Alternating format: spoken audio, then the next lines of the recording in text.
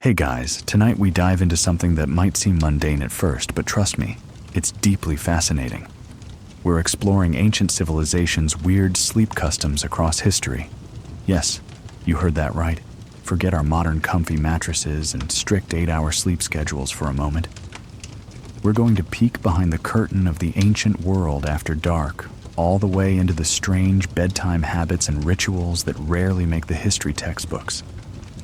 How did people manage to sleep on pillows made of stone or wood and actually find it comfortable? Why did medieval families often sleep in 2 shifts every night instead of one long slumber? And what on earth did they do during that midnight waking hour? What bizarre measures did our ancestors take to ward off nightmares and evil spirits in the dead of night? And can you imagine sharing your bed with your entire family, or even a total stranger at an inn? Brace yourself for some eye-opening and occasionally eyebrow-raising details. This won't be a glamorous tale, but it will be fascinating. Before we jump into the past, take a moment to get comfortable. Dim the lights, maybe turn on a gentle fan or some soft background sound. And if you enjoy these late-night history dives, consider liking this video and subscribing to the channel. It really helps me continue these journeys. Feel free to let me know in the comments where you're listening from and what time it is for you right now. I love seeing the global community gathered for these stories. Now, take a deep breath and relax. Let's ease into tonight's journey together, back to the distant past, and uncover the untold details of history's strangest sleep habits. Imagine for a moment the world thousands of years ago, long before cities and civilizations, under a sky untouched by modern light.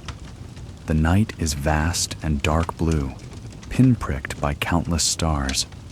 A small group of early humans is gathered around a flickering campfire on the African savanna. The air is cooler now after a scorching day, and the flames cast dancing shadows on the surrounding trees. One by one, people settle down on grass mats or directly on the bare ground, curling up close to each other for warmth and safety. Now, stepping into this primeval scene, you notice something interesting. Not everyone is asleep at the same time. An older woman sits poking the embers of the fire, keeping it alive through the night. A young man stirs and stretches, then stands up to take a quiet look at the dark horizon. In this prehistoric custom, it's normal that at any given moment, someone in the group is awake or in only a light doze. This isn't because they don't want rest. It's because staying partly alert was a survival strategy. Predators prowl in the night, and the wilderness can be dangerous for a deeply sleeping tribe. So our ancestors likely developed a kind of night watch rotation naturally. As some drift off into dreamland, others take a turn being semi-awake, listening to the noises in the bush, tending the fire, making sure nothing with teeth and claws creeps too close. Take a moment to picture it. The crackle of the fire, the chorus of crickets, and distant hoots of an owl. The scent of wood smoke hanging in the cool night air. You're lying on your back, looking up at the Milky Way, feeling the comforting presence of your family beside you. You might snooze for a couple of hours, then open your eyes when a rustle in the dark startles you. But you see the outline of that young man by the dying fire and hear him gently humming to himself. All is well. He's on guard right now. So you roll over and fall back asleep, confident someone is keeping an eye out. This sentinel-like behavior, light, fragmented sleep with shifts of wakefulness, may seem unusual to us today, but it was perfectly normal for most of human history. In fact, even in modern hunter-gatherer communities that live without electric light, researchers have found that rarely is everyone asleep at once. There are always different people drifting in and out of slumber, their sleep cycles overlapping in a way that through the whole night, at least one person is awake or half awake. It's as if our bodies evolved knowing that it takes a village to get a safe night's rest. While we value 8 solid hours behind a locked door now, back then, a continuous deep sleep could make you vulnerable. A light sleeper or an insomniac in the group might actually have been a blessing. Nature's security system, ensuring someone's ears were perked while others dreamed. Now, let's step away from that campfire and move forward in time. Humans eventually learned to farm, built villages and then cities. Civilization dawned. But the night remained a time of both mystery and necessity. Everyone needed to sleep. Yet how they did it began to vary across cultures. Stepping into a different part of this world, picture yourself in ancient Mesopotamia, often called the cradle of civilization. We're in a small mud brick house in a city like about 5,000 years ago along the Euphrates River. The sun has set, and inside the home a simple oil lamp fills the single room with a gentle golden glow. A family prepares for sleep. The father climbs a ladder to the flat rooftop. In this warm climate, it's common to sleep under the open sky when weather permits. The roof is like an extra room. Up there, a light breeze carries the smells of the day away. Dried fish, baked bread, the sweat of work, and the stars are vivid overhead. Meanwhile, the mother and children lay woven reed mats on the floor inside. They don't have separate bedrooms. Privacy, as we think of it, is a luxury for the distant future. Instead, everyone bundles together. There's comfort and security in closeness. The youngest child cuddles next to her mother, already falling asleep as she suckles for comfort. An older son lounges by the doorway, gazing at the night sky. Perhaps daydreaming, or rather, night dreaming, before sleep takes him. What are they using for pillows? Not the plush, fluffy cushions we enjoy today. In fact, the earliest pillows in history were hard. Here in Mesopotamia, a well-off family might have a curved block of stone or wood to rest their head on. It sounds terribly uncomfortable. A pillow made of stone. But it served a very practical purpose. Imagine sleeping on the ground in a place where creepy crawlies abound. That stone pillow's gentle curve elevates the head just enough to keep bugs out of your mouth, nose, and ears as you sleep. No one wants to wake up coughing because a spider decided to wander in. So, odd as it seems, a solid pillow was a clever defense against pests. Only the relatively wealthy could afford such carved headrests. Poorer folks might simply bunch up some folded clothes or use a smooth rock they found by the river. Still, having any dedicated headrest at all was something of a status symbol in these early cities. Now, the reality, however, was quite different from our romantic visions of ancient sleep being idyllic.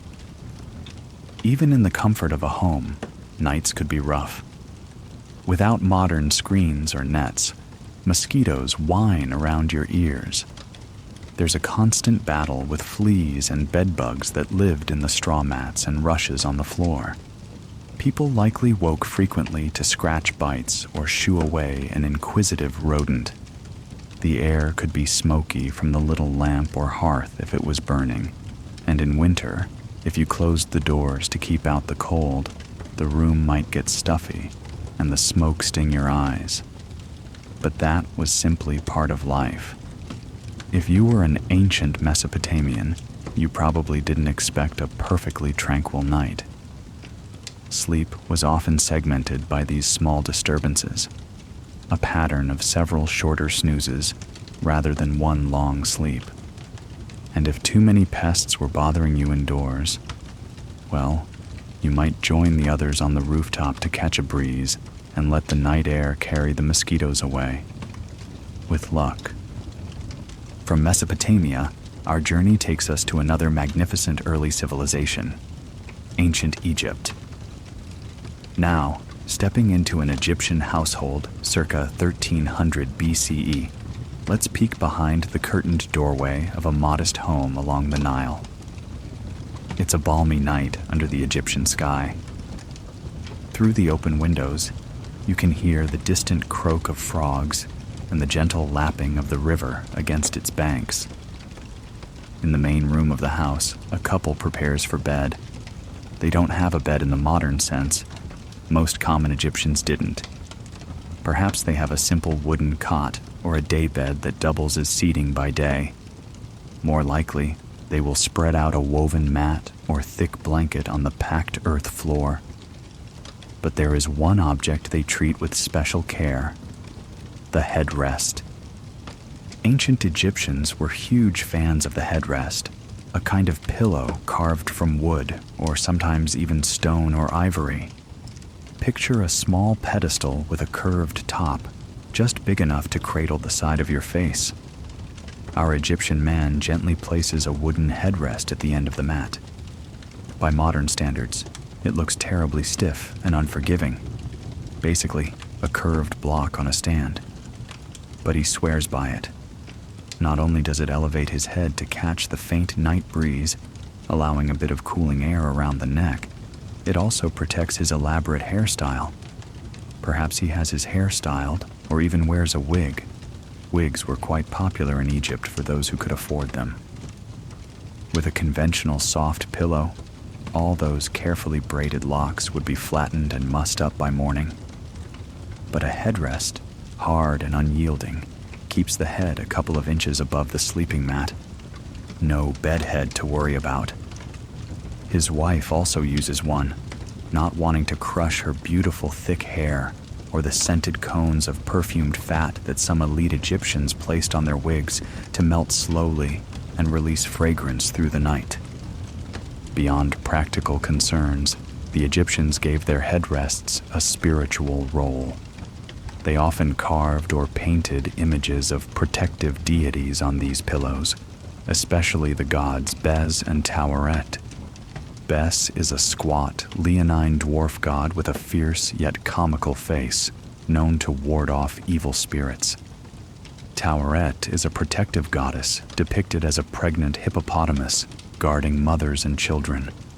As the Egyptian couple lays down, the curved top of each wooden headrest is in contact with their head, and just beneath it on the base might be an engraving of Bes sticking out his tongue at any lurking demon of the dark. The belief is that this headrest isn't just supporting your skull, it's guarding your soul. Sleep, after all, was considered a vulnerable state. The line between sleep and death was blurry to the ancient Egyptians. In fact, their word for death often invoked sleep and vice versa. To them, sleep was a little death, where the soul could roam or be set upon by malign forces. So they took precautions. By elevating the head, the seat of the soul, on a consecrated object, they felt safer drifting into the realm of dreams. And these headrests were valued so much that they were placed in tombs as essentials for the afterlife. Pharaoh Tutankhamun, for example, was entombed with no fewer than 8 richly carved headrests, presumably to ensure he had a comfortable and well-protected eternal sleep. Imagine that. Even in death, you'd want your favorite pillow, especially if it doubles as a demon repellent. Outside, the Egyptian night is extremely quiet.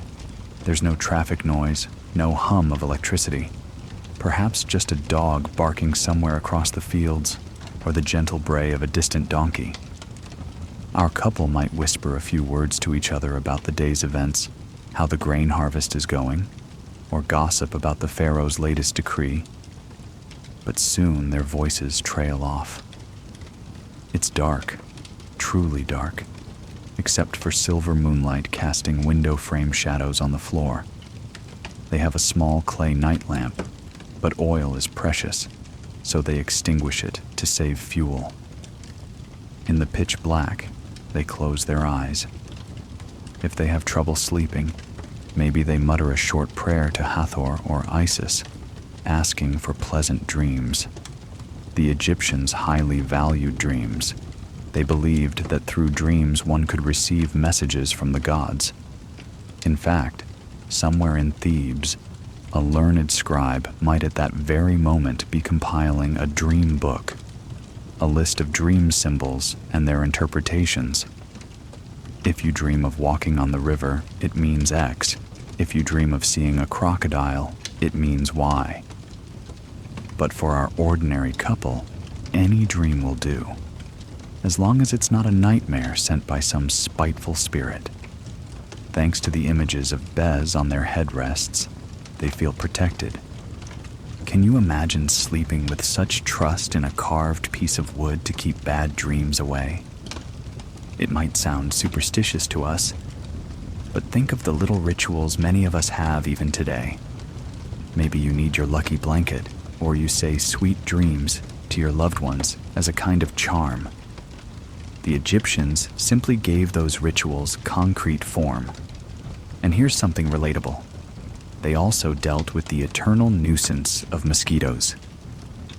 The Nile's banks were, and are, buggy places.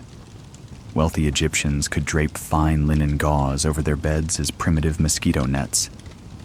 In fact, legend says the famous beauty queen Cleopatra herself slept under a canopy of netting to keep her skin from being feasted on by insects at night, and likely had servants burning incense of myrrh or citronella-like oils nearby to smoke away the pests. Even if you weren't royal, you might burn a bit of incense if you could afford it, not just as an offering to gods, but practically to create a protective smoky halo around your sleeping area to drive off flies and mosquitoes. The smell of an Egyptian bedroom at night might be a mix of human sweat. Let's face it, bathing was infrequent. Fragrant oils applied to the body and a hint of resinous incense or wood smoke. It's both exotic and homely. But let's not get too cozy here. There's another layer to this story in ancient Egypt. What if you were not a simple farmer or craftsman, but a pharaoh or a noble? How did the elite experience sleep differently? For one, they had actual beds, the kind of elevated frames that were rare among commoners. A pharaoh's bed could be an ornate thing, carved and gilded, often with legs shaped like lion's paws or bull hooves symbolizing strength. The bed of Queen Hetepheres, mother of Khufu, builder of the Great Pyramid, discovered by archaeologists, had graceful curves and lioness legs. These beds were often relatively short in length because Egyptians often slept in a curled-up position rather than fully stretched out. The idea of sprawling flat on your back was less common. Many would sleep on their side, knees bent, a bit like how a fetus sits in the womb. In fact, many bodies found in ancient burials are positioned like they are peacefully snoozing rather than stiffly laid out. It's touching in a way. They approached death as a continuation of sleep, a journey they were familiar with every night. A noble might have a mattress of sorts, maybe a stretched netting of flax fibers or leather thongs across the bed frame, on top of which soft linens or wool blankets were layered. Linen, woven from flax, was the Egyptians' textile of choice, and high-quality linen was wonderfully soft and cool to the touch, perfect for those hot Egyptian nights. The headrest would still be used on top. And yes, even with all this comfort, they kept using those hard headrests. They truly believed a soft pillow could be harmful. It was thought to cause neck problems, or even that it might steal your strength by not supporting you correctly. There's a notion in ancient Chinese sources too, we'll get to that soon, that anything too plush under the head could drain your energy. The Egyptians similarly seemed to prize firmness. Now, whether you're a pharaoh on a gilded bed or a peasant on a mud floor, one thing is certain in ancient Egypt. Eventually, the sun god Ra will sail into the sky again and wake everyone up. Egyptians tended to follow the sun's cycle closely. They rose at dawn with the cry of roosters and the first light over the palm trees. But during the night, if you had to get up for any reason, say to relieve yourself, yes, nature's call is timeless, you'd perhaps grope for a simple clay chamber pot kept in the corner. Or you might stumble outside behind the house to the latrine pit under starlight. In the darkness, you'd be mindful of scorpions or snakes that also slither about at night to cool off. Returning to bed, you'd be thankful for that headrest, keeping you just a little above the ground, perhaps avoiding the tickle of a curious scarab beetle crawling by. From the warm sands of Egypt, let's follow our journey to another part of the ancient world, further east to ancient China. It's often said that while Egyptians built pyramids and Mesopotamians built ziggurats, the Chinese were developing their own rich traditions, including some very peculiar sleep customs. Picture a scholar official during the Tang Dynasty, around the 8th century AD, preparing for bed. He lives in a comfortable home with a tiled roof and wood-framed bedrooms. The evening is humid and the chorus of cicadas drifts through the open-work wooden windows. In his bedchamber, lamplight flickers over elegant painted scrolls on the wall and the polished wooden floor. He has a proper wooden bed frame. Chinese beds by this time often were large, sometimes even with canopies or intricate carvings. But what truly catches your eye on his bed is his pillow. It's not filled with down or wool. It isn't soft at all. It's a porcelain pillow, cool and hard, shaped somewhat like a brick, with a curved top to fit the neck. This porcelain pillow is beautifully decorated with painted motifs, perhaps lotus flowers and a frolicking tiger, symbols meant to encourage good fortune and potent sleep. As our scholar lays down, he rests his head on this smooth ceramic surface with a sigh of relief. The day was hot, and one wonderful thing about a porcelain or ceramic pillow is that it stays cool. Imagine the pleasant chill of porcelain against the back of your head on a sweltering summer night, like the ancient equivalent of a cooling gel pillow. The Chinese even made pillows out of jade or stone for similar reasons. Jade in particular was believed to have health benefits and remain cold to the touch, helping to reduce excess body heat and keep the mind clear. In traditional Chinese medicine, overheating of the head was seen as something that could cause poor sleep or illness, so a pillow that literally cools your head was quite desirable. But there's more. This scholar's pillow choice isn't just about temperature. It's about energy and spirit.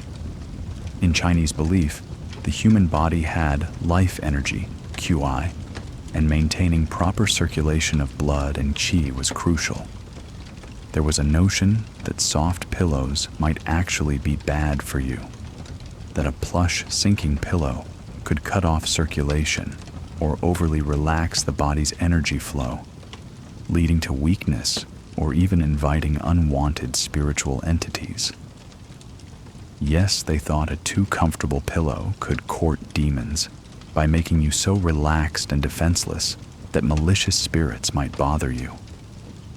Hard pillows, on the other hand, kept your body aligned and your spirit a bit more anchored. Some sources from later dynasties suggest that anything soft under the head was suspect. Better to have a firm support to ensure robust health and no unwanted nightly visitors from the spirit realm. So our scholar tucks his hands over his middle, feeling the solid reassurance of his porcelain headrest. Perhaps etched on the sides of the pillow are auspicious words or a poem. It was common to inscribe pillows with soothing sayings or sleeping poems to inspire sweet dreams. For example, a porcelain pillow might have a short verse about serenity or a blessing for longevity and peaceful rest. These messages were like lullabies in writing, whispering to the sleeper's subconscious. The decorations on pillows were meaningful too. The tiger painted on this gentleman's pillow, for instance, isn't just there because it's pretty. In Chinese symbolism, the tiger is a protector, often associated with warding off evil. Specifically, the tiger represented the yang, active, strong force, balancing the yin of night and darkness. By sleeping on a tiger pillow, he invokes the tiger's power to keep any nasty spirits or bad dreams at bay. In fact, even children benefited from this idea. In many Chinese communities, small children might have cloth pillows, or even little plush headrests shaped like tigers to scare away the night demons that cause nightmares. Imagine a little boy dozing off, hugging a toy tiger pillow. An adorable sight, but also culturally a protective charm to ensure he sleeps soundly, without fright. Now, Chinese pillows came in myriad materials: wood, bamboo, excellent for ventilation, bronze, jade, pottery. An entire evolution of pillow making spanned the dynasties.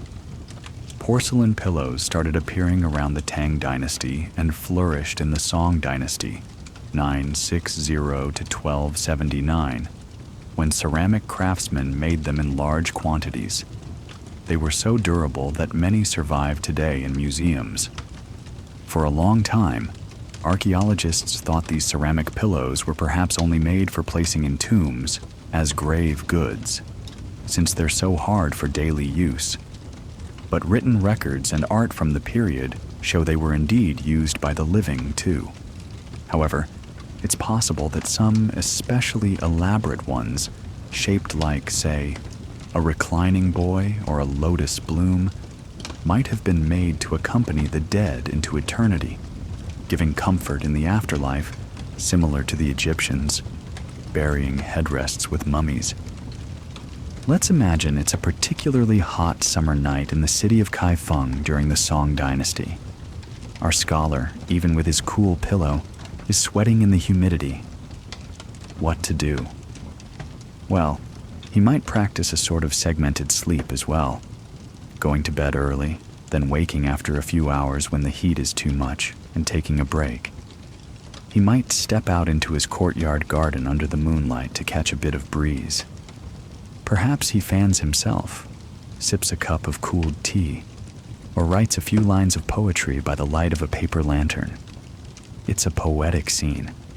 An educated gentleman in loose cotton nightrobes, hair down, composing odes to the moon at midnight because he simply can't sleep straight through a sultry night. After an hour, feeling sleepy again, he returns to his bed and porcelain pillow and slips into his second sleep, dreaming until dawn. It's not so different from what we saw in medieval Western households, which we'll talk about soon. The two-phase sleep pattern appears across many cultures when artificial lighting is absent. Rather than toss and turn, people embraced that mid-sleep wakeful period as something normal, even useful. Now, if we shift focus from our scholarly elite to a humble Chinese farmer's family in, say, ancient northern China, we'll see a different bedtime setup, but with its own fascinating aspect. The farmer's house is a simple clay-walled cottage. It's midwinter and bitterly cold outside. The water in the wash basin has a skim of ice. But inside, the family is relatively cozy thanks to a remarkable invention: the Kang bed stove. In one corner of the main room, there's a wide platform built of bricks and earth, about the size of a modern large bed or even bigger, maybe 2 meters deep and several long. This platform is the Kang, essentially a big clay or masonry bed that can be heated from beneath by a fire or stove. During the day, the family sits on the Kang to work, eat, and socialize. It doubles as a warm bench. At night, it becomes the sleeping area for the whole family. The father stokes the fire in a small hearth at one end of the Kang, which might burn straw or charcoal. The heat travels through channels under the thick platform. warming it like a huge radiator. On top, they spread woven mats, then cotton-filled quilts and blankets. One by one, the family climbs up. Father, mother, children, maybe grandma too. They tuck under heavy quilts. The warmth from below is heavenly on a frigid night. Families crowd together on these heated beds, sharing body heat as well. It's a communal sleeping arrangement born out of practicality and climate. Northern China's winters were harsh, and these Kong beds have been used for well over 2,000 years and are still found in rural areas today. Imagine the scene. A little boy snuggles between his grandparents, listening to them tell a drowsy story about clever dragons or the rabbit in the moon. The hard day's labor is done, and outside the wind howls over frozen fields, but inside they are toasty. There is the faint smell of coal smoke from the fire that heats the bed, and maybe the pleasant aroma of dried herbs that the mother stuffed into the pillowcases to keep away insects and add a nice scent. Yes, even here pillows are used. By now, perhaps soft ones for those who can afford it, filled with cotton or husks. But interestingly, some families fill pillows with medicinal herbs or things like tea leaves, dried chrysanthemum, or buckwheat hulls. These natural fillings not only provide a gentle fragrance said to calm the mind, but also might keep the pillow cool and mold to the head comfortably. The concept of sleeping together as a family is something we see across many ancient cultures, and China was no exception. It wasn't considered odd at all for parents, children, and elders to all bunk down side by side. Separate bedrooms. Only in the wealthiest estates might individuals have private chambers. In one-room cottages, privacy was non-existent and not really expected. Intimacy between parents had to be snatched at opportune moments, or perhaps when others were deeply asleep, or maybe in a barn or any private nook. A challenge for sure, but humans find a way. For the most part, night was a time of togetherness. That's a stark contrast to modern times, where each child often has their own room and bed. Back then, sleep was a shared experience, one of closeness, storytelling, and mutual reassurance. Now, let's leave Asia and travel westward to ancient Greece, a land of philosophers, warriors, and yes, some intriguing sleep traditions of its own. It's often from the Greeks that we get the foundations of Western ideas about sleep and dreams. For instance, the Greeks personified sleep as a god named Hypnos, a gentle deity who lived in a dark cave at the edge of the world, according to myth. They imagined that at dusk, Hypnos, sometimes with his twin brother Thanatos, Death, would spread sleep across the world. Poets wrote of Hypnos' power to even lull Zeus if tricked. This personification shows how much the Greeks respected the mystery of sleep. It was almost divine, beyond human control. Now imagine a bustling Greek city like Athens around 400 BCE. After a long day debating in the agora or training in the gymnasium, evening comes. A typical Athenian might have a light dinner or participate in a symposium, a kind of dinner party where men recline on couches, drink wine, and engage in conversation and storytelling well into the night. Those very couches, called cleani, double as beds when the party's over. Only men and courtesans, professional female companions, could lounge on these at the drinking parties. Respectable women generally didn't attend symposia, but everyone used similar furniture for sleeping. A cline was a wooden or bronze-framed couch, often adorned with cushions and textiles. Essentially, it was both daybed and nightbed. Picture one of these cleini in a Greek bedchamber. It looks like a low sofa. During the day, it might be set against the wall with cushions for seating. Come night, the cushions, stuffed maybe with wool or feathers, are rearranged flat for sleeping. There could be a headrest or a soft pillow. By this time, the Greeks did use soft pillows filled with straw, feathers, or wool for comfort, especially among the well-to-do. In fact, ancient Greeks are credited as some of the first to really embrace the fluffy pillow for sheer comfort, not just for ceremony or pest avoidance. They realized, hey, it's nice to have something soft under the head. So they crafted pillows and mattresses stuffed with available materials. Straw and wool were common, and feathers if you were wealthy and wanted to feel like you're sleeping on a cloud. These early cushions had to be regularly fluffed up and restuffed because they flattened and attracted pests. In warm Greece, you can bet bugs, and mice loved nesting in a pillow of straw if left unattended. But that was the trade-off for luxury. Now, not everyone in Greece had a dedicated bedroom or fancy bed frame. In a humble home, the family might all bed down in the main room or on the roof, similar to other cultures, with simple pallets or mats. An average Greek farmer might sleep on a pallet of straw on the floor or on a wooden platform if lucky, maybe with only a folded cloak for a pillow. But whether rich or poor, one thing many Greeks believed is that sleep was a crucial part of health.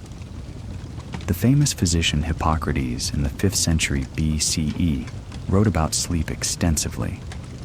He recommended that people sleep during the night and be active in the day, as was natural. He warned that if you flipped it, it could be unhealthy. Interesting, given nowadays some of us work night shifts and struggle with that very issue. He observed symptoms like, if a sick person couldn't sleep, it was a bad sign. Greeks also started linking sleep position to health. Some believed sleeping on your back was not ideal, perhaps because it could cause breathing issues, and suggested sleeping on the side. Let's visit a special aspect of Greek life: dreams and temples. Suppose you're an ancient Greek with a chronic illness or a problem you can't solve. You might decide to undertake a pilgrimage to the temple of Asclepius, the god of healing, at Epidaurus. This wasn't your typical doctor's visit. The treatment was dream sleep, a practice called incubation. After traveling to the serene sanctuary, you undergo purification rituals, bathing, maybe making offerings. As night falls, you lie down in the abaton, a special dormitory in the temple, and attempt to sleep in this sacred place. It's eerily quiet, save for maybe the rustle of robes as priests check on patients. And, wait, did something just move by your foot? You lift your head slightly, and in the dim lamplight you see a snake slithering across the mosaic floor. Don't scream. This is actually part of the cure. Non-venomous snakes were kept in Asclepius's temples as they were symbols of the god. The snake, shedding its skin, symbolized renewal and healing. Patients sleeping in the temple might feel snakes crawling over them in the night, and far from panicking, they tried to welcome it, thinking Asclepius's spirit is touching me, bringing me healing. In this half-dream state, many people reported visions. Maybe Asclepius or his daughter Hygeia appearing in their dreams, advising a treatment, or sometimes performing a miraculous cure right there in the dream. They would wake and, if you believe the stories, often find themselves healed, or at least with a clear idea of what to do. This temple sleep was a revered custom. It shows how, for the ancients, sleep could be intentionally used as a therapeutic and spiritual tool, not just downtime. Can you imagine willingly sleeping in a dark temple full of snakes, hoping for a healing dream? It would certainly take faith, and courage if you ask me, as I shiver at the thought of snakes on my bed. Elsewhere in Greece, oracles and seers also used dreams. Ordinary people, too, paid attention to them. A Greek merchant might wake from a vivid dream of, say, a ship sinking, and take it as a divine warning not to sail the next day. They even had professional dream interpreters. Dreams were messages from the gods or one's own soul, full of omens. The boundary between the real world and the dream world was thin in their imaginations.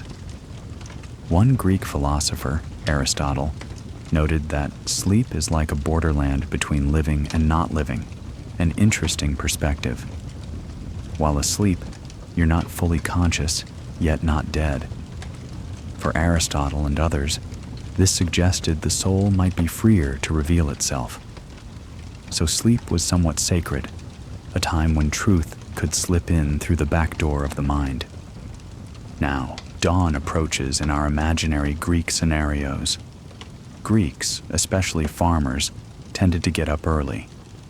When rosy-fingered Eos, dawn, spreads her light, as Homer would say, there was a strong ethos of not oversleeping, which could be seen as laziness, unless you were a philosopher maybe. Socrates was known to enjoy his sleep and even doze off here and there thinking deep thoughts. Before we depart Greece, one more charming detail. The origin of the word morning in Greek, the term orthros, meant both dawn and the act of rising. There's a lovely rhythm in their daily life, a symposium at night, perhaps some stargazing or music, then sleep, maybe with a midnight break for contemplation, and up with the first bird chirps to go about the day's toil under Apollo's sun. Onward now to the might of ancient Rome, inheritors and adapters of Greek culture, but with their own twists on sleep. In Rome, as in Greece, sleep was also seen as a god. They called him Somnus. They even had a temple of Somnus in some locales, and art depicted him as a gentle-winged youth carrying a poppy. Why a poppy? Because the opium poppy yields a sedative effect. People then, as now, discovered that opium can induce sleep. So Somnus and his relatives, like his mother, Nox, Night, and his son or sibling Morpheus, who shaped dreams, were tied into the Roman imagination about what goes on at night.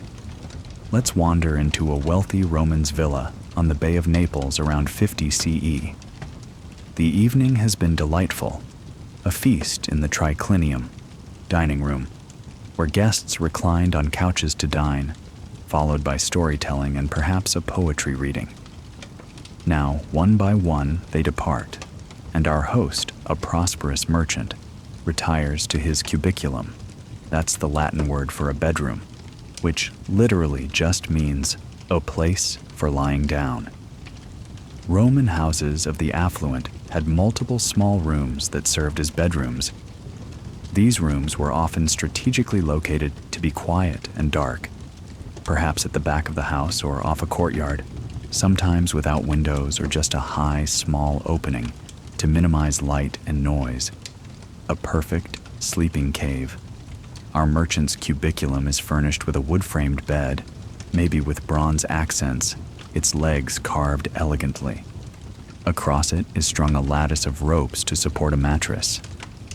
If you've heard the phrase, sleep tight, it comes from the practice of tightening these ropes so the bed wouldn't sag. The mattress is a large sack filled with stuffing. Common stuffing would be dried reeds or hay for ordinary folk, but for the rich, possibly wool or feathers. Tonight, as he settles in, a slave comes with a tool to tighten the ropes beneath the bed. Over time, they loosen with use. Once the ropes are taut, the mattress plump, the master of the house lies down in a linen night tunic. Another servant brings in a warmed bronze pan of coals, essentially a bed warmer, to take the chill off the sheets in winter, though here in coastal Campania, the winters are mild.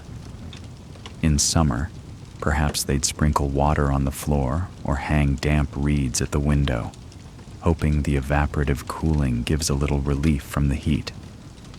Before sleeping, he might reach to a small bedside table and take a sip of diluted wine, or pop a few poppy seeds, or have a draft of a concoction with herbs, not unlike a sleepy time tea, to help relax.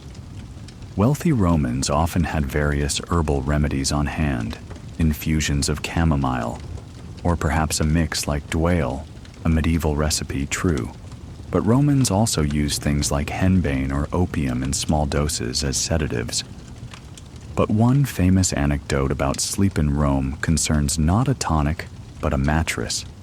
Emperor Augustus, Julius Caesar's heir, once learned that a certain senator, despite being deeply in debt and with many worries, managed to sleep soundly through every night. Augustus, plagued by matters of state, was envious of such rest. With a touch of humor, he sent his servants to buy that senator's bed, figuring if the man slept so well on it despite his troubles, it must be a very good bed indeed. The story goes that Augustus quipped, "The bed on which a man burdened with debt can sleep so peacefully will certainly also bring me a good night's sleep." It shows how even the powerful recognize the value of a good mattress, and a clear conscience implied by the joke. What about the common Romans, though? Not everyone lived in a spacious villa. Many lived in crowded apartment buildings called insulae in the city. There, entire families might rent a single small room. They cooked, ate, and slept in that one space. At night, they would roll out mats or bring out low cots. Some might have had a simple wooden bed, but in tight quarters, multi-use furniture was key, so a board on legs might serve as a table by day and bed by night. Privacy? None. If you had older children, it could get tricky. Often teenage or adult family members just all bunked down as modestly as possible. These insulae were noisy. Thin walls, busy streets. A satirical poet, Juvenal, complains that in Rome you couldn't sleep till morning because of all the clatter, wagons rumbling on the stone streets, people shouting, dogs barking. He exaggerates for effect, but certainly urban living made sleep a challenge. One can imagine a poor Roman cloth dyer trying to nod off on his straw mattress, while through his shutter comes the laughter of carousers leaving a tavern. And upstairs a baby is wailing, and oh, is that scratching? Bedbugs again. Yes, bedbugs have been humanity's bedfellows for ages. The Romans knew them well. Another poet, Martial, joked to a friend something like, "The bugs were so bad last night, I thought I was sleeping on top of an ant hill." They even had some remedies, like sprinkling ashes or certain plants around the bed to deter pests, but results varied. So, a good night's sleep could be hard to come by in the eternal city for the average Joe, or average Julius, shall we say. Maybe that's partly why Romans embraced the afternoon nap, or meridiatio, wholeheartedly. By midday, after lunch, the sun was fierce. Businesses shuttered for a couple of hours. Streets in cities like Rome or Pompeii became quiet. In the famous words of one Roman writer, at the 6th hour, around noon, the streets are as deserted as at midnight, because everyone's gone home to siesta. This biphasic routine, a long sleep at night and a short sleep in the afternoon, was a treasured custom, especially in warmer regions. It shows that an 8-hour monophasic sleep isn't the only way to get rest. These ancients listened to their bodies and climates and took sleep when they could. Now, a fun flip side. While many struggled for sleep, some Romans had the opposite problem.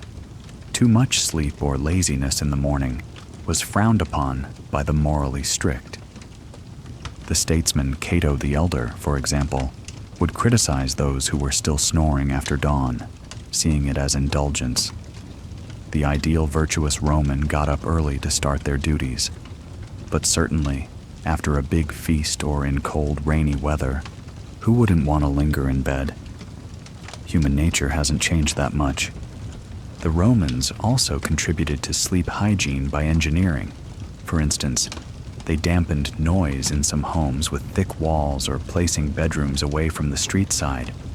They also had innovations like feather mattresses for the wealthy, Imagine the decadence of sinking into a bed stuffed with goose down by candlelight in a marble-lined villa room, while outside, beyond the colonnade, the moonlight shimmers on the garden pool.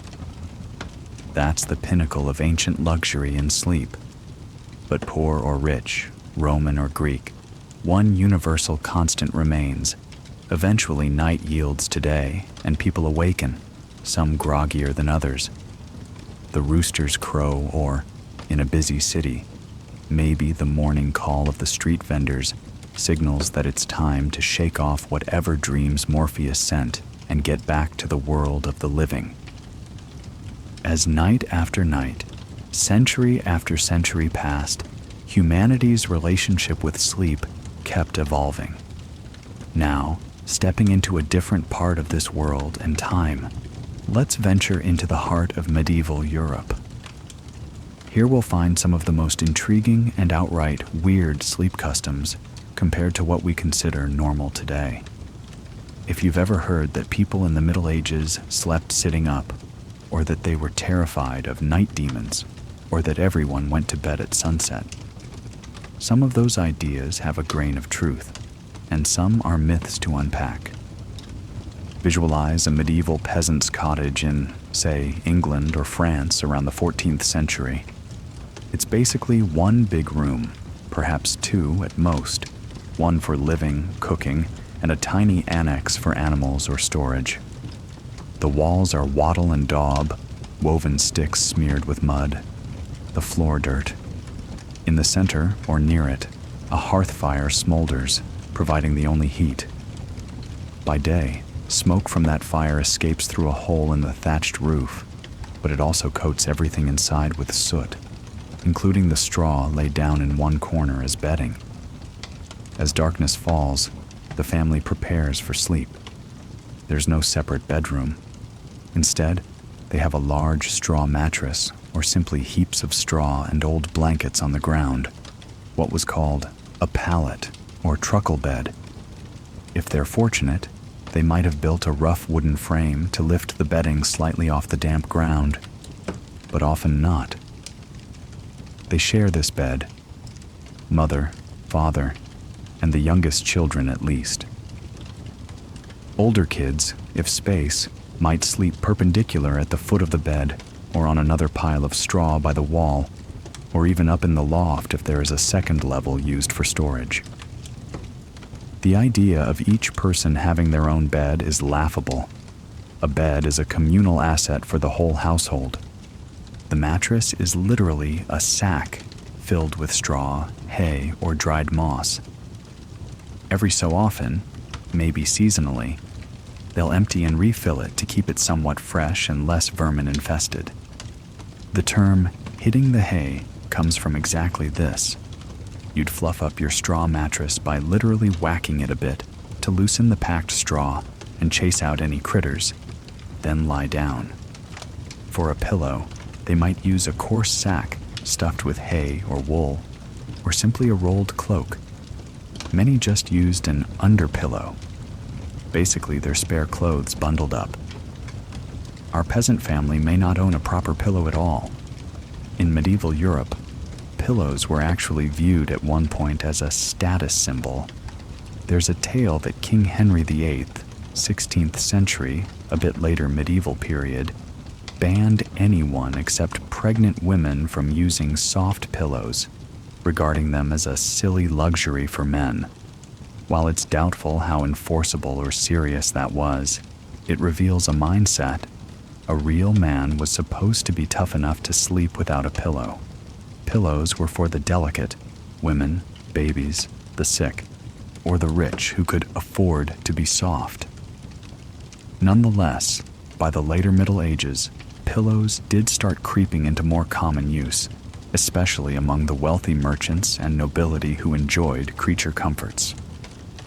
Back in the cottage, they've banked the fire for the night, meaning they covered it with ashes to damp it down, so it will smolder until morning without blazing, which conserves fuel and prevents accidents.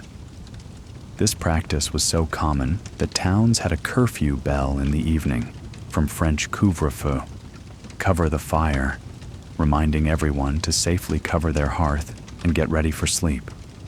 Think about that. A whole town collectively told, "Time to go to bed now," by a bell. It shows how structured life was by daylight in an age before artificial light. Once the curfew bell rang, people indeed wound down their activities. Most couldn't afford to burn candles or oil lamps for long. Those were pricey. So, darkness meant sleep time. Our peasant family says their prayers. A common one in later centuries was, "Now I lay me down to sleep. I pray the Lord my soul to keep," which echoes older sentiments. That night is dangerous, and you hope to wake up safe. They might also sprinkle a bit of holy water or place a simple wooden cross by the bedside, asking protection from whatever lurks in the dark. Then they all bundle under a rough woolen blanket or two, perhaps a patchwork of furs if in a very cold region, or old threadbare linens layered on top of wool. Medieval blankets weren't the fluffy duvets of today. They were often scratchy, but thick wool that could weigh quite a lot. Some accounts describe noble beds where multiple heavy wool blankets and fur coverlets made the bedding so heavy one could feel almost pressed down, but at least warm. Weight, interestingly, can be comforting. Just like weighted blankets are sometimes used therapeutically now. They lie close, partly for warmth. Body heat is precious when you have no central heating and icy drafts sneaking through cracks in the walls.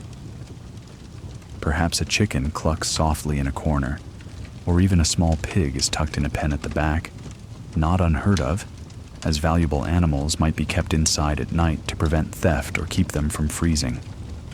So yes, you might literally be sharing your sleeping space with livestock. It sounds weird now, but to them it was sensible. Animals gave off warmth too, and it kept them safe. Now comes one of the most fascinating differences. In medieval Europe, many people did not sleep the night in one unbroken stretch. Instead, they had what was called first sleep and second sleep. Historians and literature have documented that people commonly spoke of "my first sleep," prima somnia in Latin, or in French, première somme. They would typically fall asleep a couple of hours after dusk, say around 9 p.m., sleep for 3 to 4 hours, and then wake up around midnight. Not to start the day, but to have a quiet period of wakefulness in the dead of night. During this time, let's say from midnight to 1 or 2 a.m., folks would do all sorts of quiet activities. Lying in bed, they might chat softly with each other. Some couples found this a good time for intimate conversation, or indeed, intimate activity. Old medical guides even recommended it as the ideal time to conceive a child, when the body was rested from first sleep.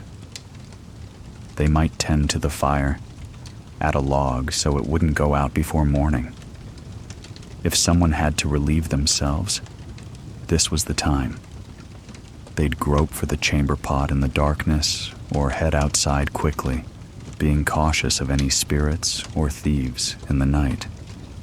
Some might even check on the animals or on the children, making sure everyone was comfortable.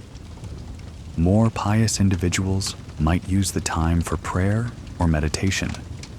Monks in monasteries were actually required by the rule of Saint Benedict to wake in the very early morning hours, what we'd call the middle of the night, around 2 a.m., for matins, the first prayers of the day. So common people kind of mirrored this, waking naturally around midnight. They sometimes called that interval the watch, or just the mid-sleep waking. What about lighting? Perhaps a dim candle might be lit, or perhaps not. Many people just stayed in the dark, eyes adjusting to the faint glow of moon or starlight through the window. If literate and resourceful, someone might even read by moonlight or a low fire. We have records of individuals writing letters or studying at these hours. It was quiet and free of daily interruptions. In a way, this period was like a peaceful bonus hour in an otherwise labor-packed life. If you were a mother, maybe you'd use it to nurse a baby or to simply enjoy a rare moment of not being busy. After an hour or two of wakefulness, people would feel drowsy again and go back to sleep for their second sleep, which would last until dawn, perhaps another 3 to 4 hours. They would then wake for good with the sunrise, feeling reasonably refreshed. This two-sleep pattern was considered completely normal. If someone interrupted your first sleep or second sleep improperly, that might irritate you. But the gap between them was accepted. In fact, it was so ingrained that it pops up in literature as a casual reference. Like, after my first sleep I went to the outhouse, or a character in Chaucer or a French farce planning to do something betwixt first sleep and second sleep. It wasn't until the Industrial Revolution and modern lighting that humans largely abandoned this pattern and tried to compress sleep into one long chunk. So if you ever find yourself waking at 3 a.m. and unable to get back to sleep immediately, guess what? You're experiencing something quite natural that your ancestors took for granted. They might have simply made use of that time instead of stressing about insomnia. Now, let's consider the quality of medieval sleep beyond the timing. There's a scene to set. It's midnight in that cottage. The first sleep has ended spontaneously. The fire casts a faint reddish glow. Father stirs and sits up, perhaps reaching to scratch a flea bite on his ankle. The mother, eyes half open, hears one of the children whimper from a bad dream. She murmurs a reassurance, maybe giving the child a sip of water. The father might throw a log on the fire so that by dawn there are still coals to rekindle. If they have any special superstitions, maybe now is when they might check the door latch or say a charm to keep the family safe until morning. This was, after all, believed to be the witching hour. Folklore warned that at midnight, and especially on certain nights of the year, witches and evil spirits were abroad. A sleeper caught out of bed at this time might encounter them. People believed in creatures like the nightmare, originally thought to be a malevolent entity, often imagined as a demonic woman or an elf, that would sit on a sleeper's chest and cause terrible nightmares or the feeling of suffocation. We know it today as likely descriptions of sleep paralysis, where you wake up but can't move and feel a pressure on you, a frightening but natural phenomenon the brain sometimes produces. Back then, it was proof of an incubus or witch present. To ward this off, some folks hung protective herbs like St. John's wort or wolfsbane around the bed, or slept with a small iron knife or scissors under the pillow. Iron was thought to repel fairy folk and dark spirits. A horseshoe over the threshold, prayers before bed, a psalm read aloud, all spiritual security measures for the vulnerable hours of sleep. So, in our dark cottage, perhaps a dried sprig of lavender and rosemary is tucked under the straw mattress. Lavender to encourage restful sleep, rosemary to ward off bad spirits and pests. The air has a faint aromatic herbal note because of that. The father crosses himself and lies back down for second sleep. The mother, noticing the stars through the tiny window, might indulge in a rare moment of imagination, weaving a little daydream, night dream, about what the future holds for her children. Soon enough, she too drifts back into slumber, the family curled like spoons around each other. Contrast this humble scene with a peek inside a medieval castle or manor house of the nobility the very same night. In a cold stone castle, the lord and lady have retired to their solar or private chamber.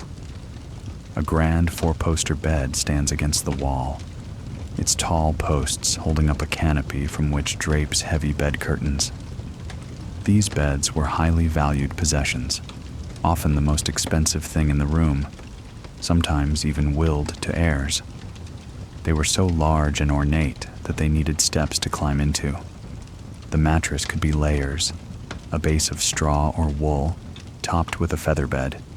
If they were really wealthy, multiple feather beds. One account mentions a noble woman with a bed that had no less than 12 feather mattresses on it, making it unbelievably plush and high. The linens are made of fine linen, the blankets of soft wool and perhaps fur. The bed curtains are drawn closed not just for privacy but for warmth. When shut, they form a little tent that traps body heat, very important in drafty castles. Inside, it's quite snug. The lord and lady might each wear a nightcap. Yes, those funny long caps with a tassel we see in illustrations. They weren't just a whimsical fashion. They served to keep the head warm in unheated rooms, and also, some believed, to prevent night air from causing colds. The head was thought to be an entry point for illness. Similarly, they might wear bedclothes, a linen nightshirt or shift. Though interestingly, in many periods, people did sleep nude or semi-nude even in cold climates, because they believed it was healthier or cleaner. Plus, your body heat could warm the covers quicker that way. There are accounts that in early medieval times, folks often slept naked unless it was extremely cold. Then they layered up. This aristocratic couple might not be alone, ironically. Servants often slept in the same room on the floor or on benches, especially trusted ones or if the lord feared nighttime assassins. Or the children might have small trundle beds pulled out at the foot of the big bed. Privacy as we know it was scarce. But let's say tonight it's just them. They extinguished the beeswax candles. Wealthy folks could afford nicer candles that didn't smoke as much as tallow. The darkness in the room is punctuated by a faint glow of the fireplace where a log crackles. Maybe a pet dog lays by the hearth. Dogs were often companions even to sleep. They add warmth and security. They too might experience first and second sleep. Perhaps around midnight, the Lord awakens and remembers something. By the glow of embers, he jots a note on parchment or calls softly for a servant to bring a cup of spiced wine. The lady might take this quiet moment to say a prayer for her family or to check on the baby in the cradle next to the bed. If you think about it, caring for infants has always necessitated segmented sleep. Babies wake up often, so mothers have always had to adapt their sleep around feeding and soothing children at odd hours. In medieval times, this was no different. In fact, noblewomen often employed wet nurses and rocking cradle attendants who took shifts to let milady sleep through, whereas peasant women just did it all themselves. Nonetheless, nightly interruptions by infants probably made the first-second sleep pattern even more natural. Now, beyond Europe, let's briefly consider that sleeping in shifts, or communally, was not unique to them. Many parts of the world followed similar rhythms. For example, in warmer climates like the Middle East or South Asia, the concept of a midday rest, siesta, complemented the night's sleep. Also, people in hot countries often slept outdoors or on the roof in summer for cooler air. In medieval Baghdad or Delhi, a wealthy home might have a flat rooftop where in July the family takes their bedding up at night. Imagine lying on a carpet under the open sky, with the fragrance of jasmine from the garden wafting up and a gentle night breeze, a welcome relief from the sweltering interior. Meanwhile, the servant gently fans the master or burns a bit of aromatic wood to repel mosquitoes. The stars twinkle over the city's minarets or temple towers. It must have been enchanting despite the challenges. In Africa, too, sleep customs varied. Many communities had open-air compounds where extended family members slept around a central fire. In some pastoral cultures, like certain groups in East Africa, Men on cattle herding duty would deliberately use uncomfortable wooden headrests, not only to protect elaborate hairdos, just like the ancient Egyptians and Chinese geisha, but also to ensure they never fell into too deep a sleep. They needed to be light sleepers to guard the herd from predators or thieves at night. Picture an African herdsman leaning on a tiny, wobbly wooden stool that doubles as a headrest. If he nods off too deeply, his head will slip, and he'll wake. A built-in alarm clock. In the morning, he might even have patterned indentations on his cheek from the carved wood, marks he wears with a bit of pride as evidence of being a tough guardian through the night. Meanwhile, across the globe in the Americas, sleep took on different flavors.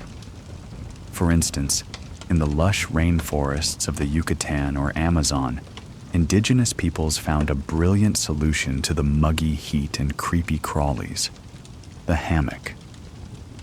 The hammock was invented by native cultures probably thousands of years ago. Columbus encountered hammocks in the Caribbean in the 1490s and was impressed. Made from woven plant fibers or cotton, hammocks allowed people to sleep suspended above the damp ground, where bugs, snakes, or scorpions might lurk. The gentle sway of the hammock and the breezy ventilation through its net-like weave made for comfortable sleep in a climate that could be oppressively hot. Imagine a Taino villager in what is now Puerto Rico, around the year 1000 CE. As night falls, he ties his hamaca, the Taino word that gave us hammock, between two sturdy palm trees outside his hut. The night is alive with the sounds of tree frogs and the distant call of a night bird. He eases into the hammock, its cocoon-like shape wrapping around him. Perhaps he has a small fire smoldering nearby to ward off mosquitoes with its smoke. Or maybe the mosquitoes are not bad tonight, thanks to a breeze from the sea. He gazes up at the bright band of the Milky Way overhead, thinking it looks like a celestial river. Before long, he's fast asleep, gently rocking. In the morning, he'll step out of the hammock refreshed and without a single snake bite. Success. The hammock was such a good design that it spread quickly. Later, sailors and Europeans adopted it. Sailors loved hammocks on ships to save space, and because they swayed with the motion of the vessel, making for safer sleep in a rolling ship. Additionally, consider the Arctic regions, like the Inuit in Greenland or Canada. They had almost the opposite problem: extreme cold. In an igloo or sod house during winter, an entire family might huddle together on a platform lined with fur skins, near a blubber lamp that provided a faint orange glow and some warmth. The closeness of bodies and the incredible insulating properties of snow walls kept the inside much warmer than the lethal cold outside. They too often slept in some shifts, because someone might need to stay up to keep the lamp from going out, or to make sure the vent hole in the igloo's dome doesn't seal up. One has to maintain airflow. It's a stark image. Outside, a polar wind is howling over a desolate white landscape under the aurora-filled sky. Inside the igloo, there's the soft breathing of a family entwined in caribou furs. A baby whimpering, then nursing, the father waking to add a bit of seal oil to the lamp, its flame briefly illuminating faces and casting dancing shadows on curved snow walls. Then darkness again, and the quiet of deep night. Human ingenuity shows itself, whether using snow houses or hammocks or kang beds. People found ways to survive and even find comfort in every environment. Now, as history marched on into the Renaissance and early modern era, 16th to 18th centuries, sleep patterns in many places remained similar, but with some shifts among the wealthy. Homes became a bit more comfortable gradually. Fireplaces and bedrooms were common in rich houses, and that added warmth and the soothing sight and sound of flames to lull people to sleep. Bed designs got more elaborate and cozy. Huge canopies, thick drapes, fluffy feather beds. In these conditions, it's known that some aristocrats like to prop themselves up somewhat in bed, not always lying fully flat. There was a notion, part myth, part truth, that earlier folks slept half-sitting because lying flat was like death or could cause bad humors to rise to the head. While the death association was more symbolic, practically some found an elevated posture helped with things like digestion or breathing. For example, older people or those with heartburn would incline on bolsters. There's mention in 17th century medical texts of doctors advising the elderly to sleep with their head and back propped up on multiple pillows to prevent flux of humors, or reflux, essentially. So if you peeked into a wealthy 17th century bedroom, you might see an old nobleman dozing half upright against a pile of pillows and bolsters, perhaps to ease his gout or asthma. His four-poster bed is short, not because he's short, but because he doesn't stretch out. His legs are bent and supported, making him appear seated. This gave rise to the myth that everyone back then slept sitting. Not everyone did, but certainly some did for comfort or health. Stonewall Jackson, the famous 19th century Confederate general, even believed sleeping sitting up was healthier for organ alignment, an odd echo of those older beliefs. The early modern period also saw an interesting phenomenon: sharing beds with strangers when traveling. We touched on that with inns. Let's color that picture. You're a traveler in 17th century England arriving late at a roadside inn. The innkeeper apologetically informs you that all the beds are taken except one that you'll have to share with another guest. Perhaps you two are strangers, say, a peddler and a visiting farmer. You climb the creaky wooden stairs to a tiny garret where a lumpy bed awaits. Already the other man is in bed, snoring softly. You gingerly slip under the covers, fully clothed. People often slept in at least a shirt and breeches at inns for modesty with strangers. At first it's awkward. Here you are lying inches from an unknown person, hearing him breathe. But given the exhaustion of travel, you soon fall asleep. This was utterly routine. Samuel Pepys, a diarist in London in the 1660s, recorded sharing a bed with a friend or stranger during travels, and thought nothing much of it beyond occasional complaints, if the bedfellow hogged the blanket or had cold feet. Even in the late 18th century, when John Adams and Benjamin Franklin were traveling together during the American Revolution, they famously shared a bed at a New Jersey inn in 1776. Franklin liked fresh, cool air and wanted the window open. Adams was wary of night air. Many at the time thought night air carried diseases and dampness that caused illness, a remnant of miasma theory. They debated this lying side by side in bed. Franklin eventually argued with his scientific charm that cold air wouldn't harm and actually lulled Adams to sleep mid-discussion. It's a charming historical vignette. Two great minds of the Enlightenment tucked in one bed, arguing about whether to crack the window or not. The fact that even VIPs like them shared a bed underscores how normal co-sleeping was. Today, it might raise eyebrows to ask two grown men to share a hotel bed, unless no choice.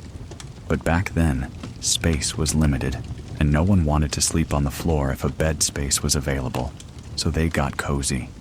As we drift toward the modern age, the Industrial Revolution in the 18th and 19th centuries brought profound changes that would eventually alter how people slept. Gas and then electric lighting extended daylight into night. Factories introduced regimented schedules.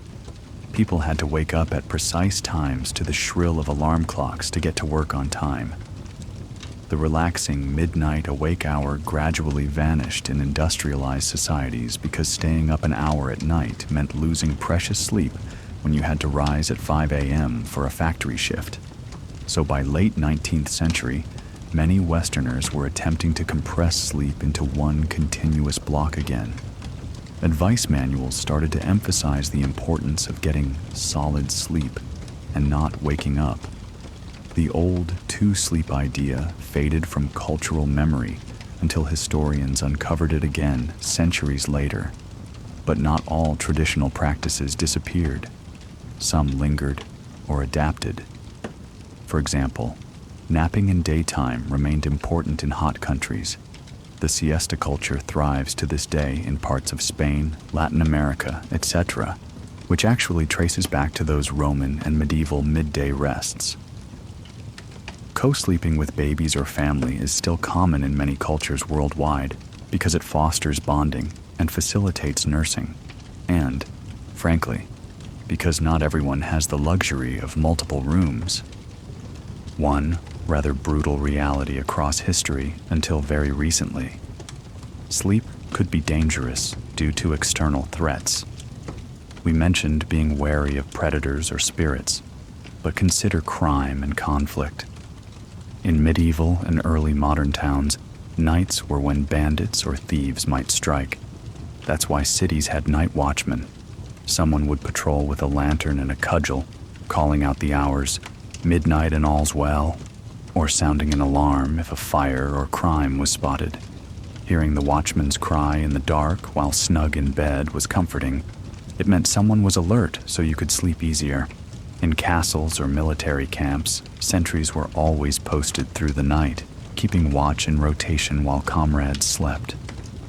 Falling asleep on guard duty was one of the worst offenses. It could endanger everyone. So the concept of taking turns to be wakeful, which we saw in prehistoric campfires, persisted formally in armies and city governance. One can imagine the psychological landscape of a medieval villager. She might bar her door at night with a heavy wooden plank and keep a knife under her straw pillow, just in case. Perhaps she's heard rumors of a band of robbers seen on the road nearby. Or, if it's the 17th century in a besieged city during a war, civilians sleep nervously, ready to flee if cannons start booming. These anxieties certainly affected how soundly people slept. A sudden noise in the night, a knock, a crash, could send hearts racing as people fumbled for a candle and weapon. Today, many of us have the luxury to assume a noise at night is just the cat or the wind. Back then, it might have been something truly threatening. As bedtime storytellers tonight, though, let's not leave on a note of fear. Instead, consider the comforts and humanity that thread through all these ages of sleep. The mother humming a lullaby to her baby in ancient Sumer, the Roman grandmother telling her grandchildren a soothing story of Hercules as they drift off, the Chinese father gently brushing his daughter's hair and securing it on a wooden headrest, wishing her sweet dreams of the fairy realms, the medieval peasant family saying communal prayers and good nights by name to each other by the glow of the hearth, or a Victorian-era child being tucked in with a warm brick at his feet. An old method. Wrap a heated brick to serve as a foot warmer in bed. There's immense tenderness in these nightly rituals. They remind us that the need to feel safe, loved, and comfortable at bedtime is a constant across time. Through the ages, people also crafted cultural rituals around sleep to ease the transition from wakefulness to rest. Think of a Japanese household where even historically, one might perform yudachi, evening bath, before bed, a relaxing soak to cleanse and calm the body. Since Edo period, public bathhouses were evening social spots, and a clean body and loose cotton yukata to sleep in made slumber sweeter.